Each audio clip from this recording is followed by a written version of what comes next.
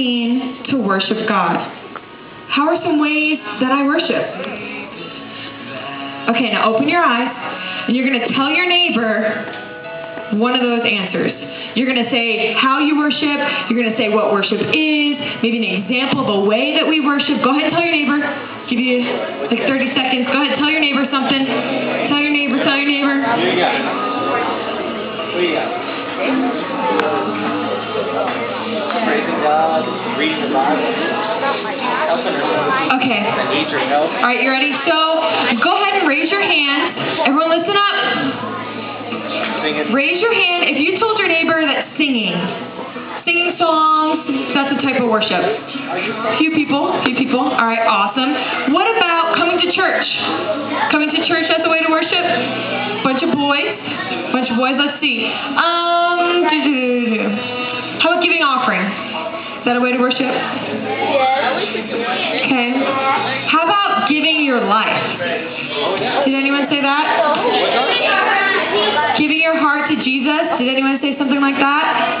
That's awesome, you guys, because as we worship, it's not just about what Austin described as praise is thanking God for what he does, but worship is giving of ourselves because of who God is. And so as we worship, we realize how awesome God is. Does anyone think God's pretty awesome? He's pretty awesome. Let's give God a round of applause. Let's give God. That's awesome. Okay, but here's the thing.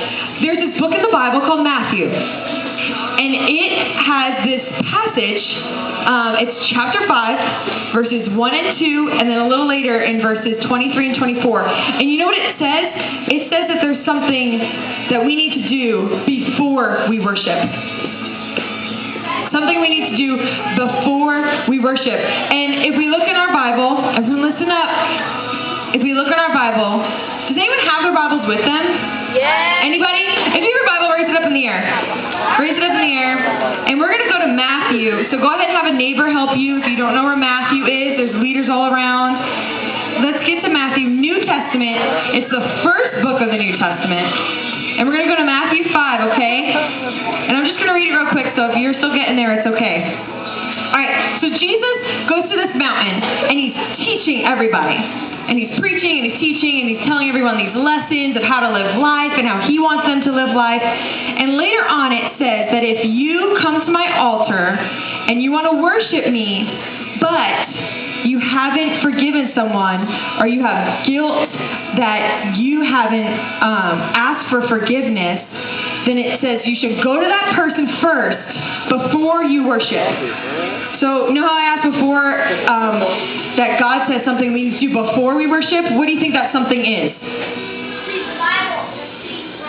What should we do before we worship? Forgive. We should forgive before we even go to God and worship. To sing songs, to come to church, to be with our friends and tell them about Jesus, we need to forgive each other.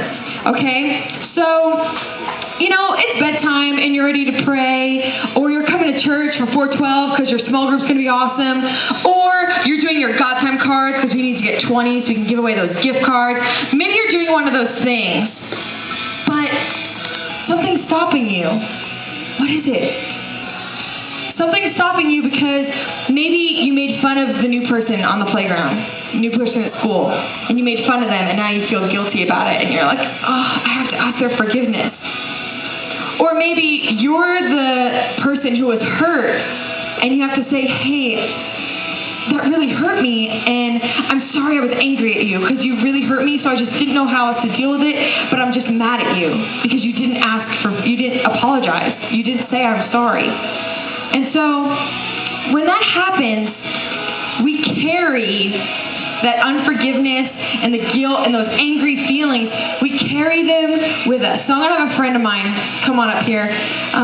Where is he? There he is. Come on up here. Everyone give a round of applause to Andy because he's helping me today. Round of applause. Okay, so hi Andy. Hi there. Andy's my friend. And we have these little talks, but I was hurt by something Andy told me. And it made me really sad. And I didn't know how to deal with it, so I was just mad at him. And I was angry because he didn't even apologize. But then, later on I went to him and I said, Andy, that really hurt my feelings. And I'm really sorry that I'm angry at you. But he still never said he was sorry. And so now he feels guilty because he hurt my feelings. And so, great. So come on over here. So he's been angry with me, and he hasn't forgiven me. And,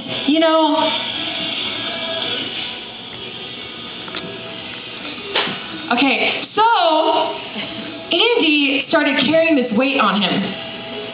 Started carrying this weight. I mean, it's not that bad, right? Not at all. No? I mean, it's just a little bit of guilt, right? Just a little. Just a little. So he didn't think it made that much of a difference. He's fine. Like, you're good, right? You can carry it. I mean, it's not affecting you. He's got muscle. I mean, yeah, he's got muscle. So, you're pretty strong though, so you can handle this. Okay. So, thank you, Craig. Go at your seat. But, a couple weeks go by and we're not really friends anymore. We don't talk that much because, I asked for forgiveness and I'm trying to be friends with him, but, he's just like, whatever, she got hurt because I said something.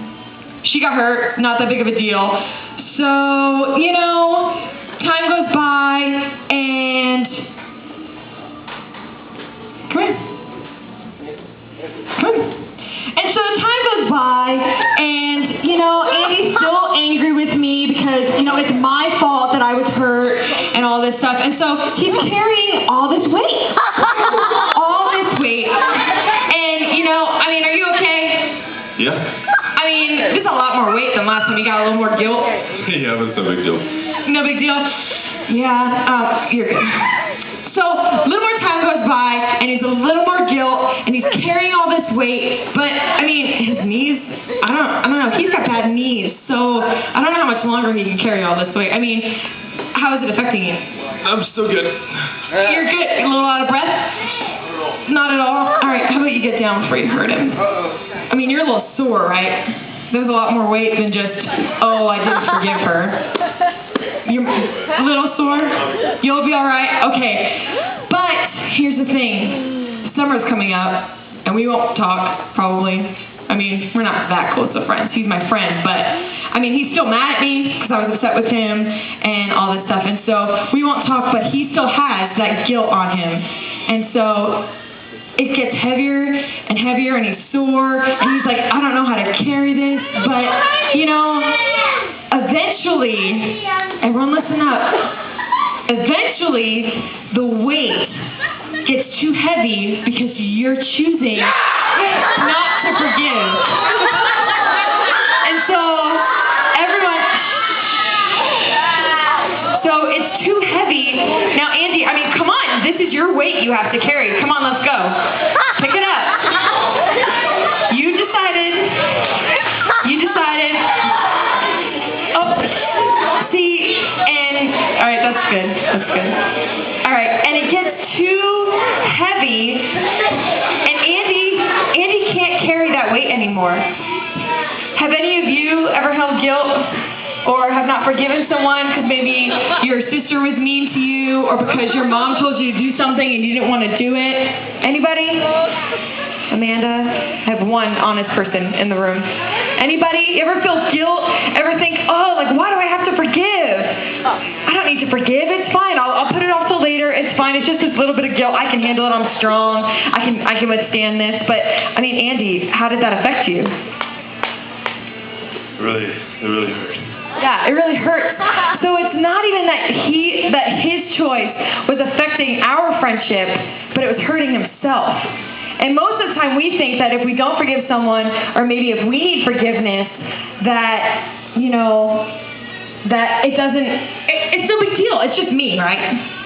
I just need to deal with this guilt, whatever. But it affects the relationships around you. And so Jesus wants us to go first. He wants us to go to the other person and say, listen, I'm really sorry that I hurt your feelings. I am. And I don't know I don't know how to fix this, but I'm going to try because I can't handle this guilt. I can't take this weight anymore. So, everybody, go ahead and stand up. We're going to do something really quick. Stand up. Now, everyone crouch over. Just crouch over. Crouch over. And I'm going to keep talking, but I just want you to focus on a spot on the floor. Just crouch over. Okay. Stay in your seats. Stay in your seats, boys. Boys, back in your seats. Back in your seats, girls. Back in your seats. Just crouch over and just listen. Close your eyes and just listen. When you choose not to forgive someone, when I choose not to forgive someone, it's like you have this weight on you that crouches you over. It makes you sore. You can't do the things you used to do. You can't have the relationships you used to have. Your friendships are weaker. You're weaker. And you're just becoming this person that you weren't supposed to be because of a choice not to forgive someone or not to ask for forgiveness. Everyone listen. Shh. But guys, there's good news. Ultimately, Jesus died for our forgiveness, for the forgiveness of our sins. And so he calls us to forgive others. So everyone just go ahead and straighten up, nice and slow, slow, slow, slow. That's what happens when you choose to make things right with someone. You have strength. You are strengthened. Your friendships are strengthened. Austin and Scotty, you could probably be better friends if you're standing upright and you're okay with each other and you could go play soccer, right? But I mean, hunch back over. Austin and Scotty, hunch back over. Okay, now, I mean, how can you guys hang out or be friends or play soccer or be together? I mean, they can't really do anything. They're going to hurt each other. They're going to hurt the people around them. And they're going to be so sore because they can't carry the weight of their unforgiveness. Everyone sit down. Everyone sit down. One more thing and then we're going to pray, okay? So everyone look up here. Jesus says to go first because if we've done something to someone, we have to go to that person. But it doesn't matter if it's our fault or their fault or both of us. God says to go first. So if I hurt Amy's feelings, she's the one that was hurt. I mean, she should tell me I hurt her, right?